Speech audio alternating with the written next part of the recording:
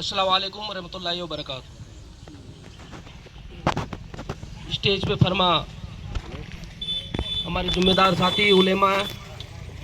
और गांव के बुज़ुर्गों और नौजवान साथियों,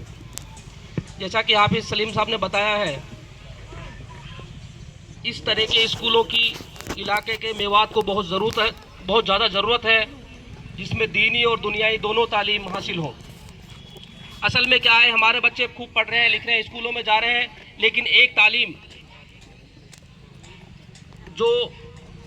हमें आखिरत की तैयारी करने में बहुत सब कुछ उसका योगदान होता है, उससे हम महरूम रह जाते हैं, उससे हम अलग हो जाते हैं और हिंदी तालीम को बहुत ज़्यादा तवज्जो देते हैं। मैं ये नहीं कह रहा कि हिंदी तालीम ज़रूरी नहीं है, वो भी ज़रूरी है, उसके साथ साथ दीनी तालीम भी बहुत ज़रूरी है।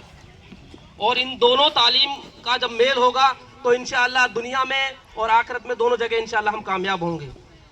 तो मुझे तो बड़ी खुशी होती है ये सुन के कि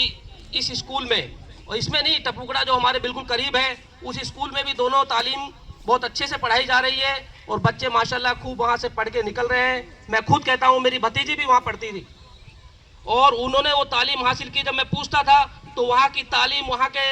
जो कहते हैं कि मैनेजमेंट बहुत अच्छा था पढ़ाने का, और वहाँ की जो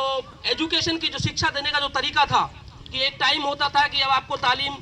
हिंदी की देनी है, अब उर्दू की देनी है, तो माशाल्लाह बहुत अच्छा लगता था कि जब हम उसके हिंदी के साथ अपनी इस तालीम को भी देखते थे। तो मेरी तो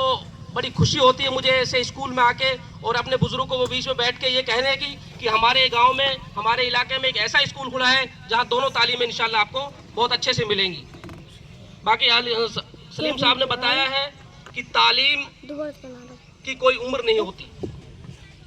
तालीम की कोई उम्र नहीं होती, तालीम हम कभी भी सीख सकते हैं। मैं कहता हूँ कि मैं बहुत देखे हैं जो बेचारे कुरान शरीफ नहीं पढ़ पाए उसमें, लेकिन बाद में वो तालीम हासिल की उन्होंने, अल्लाह का शुक्र है।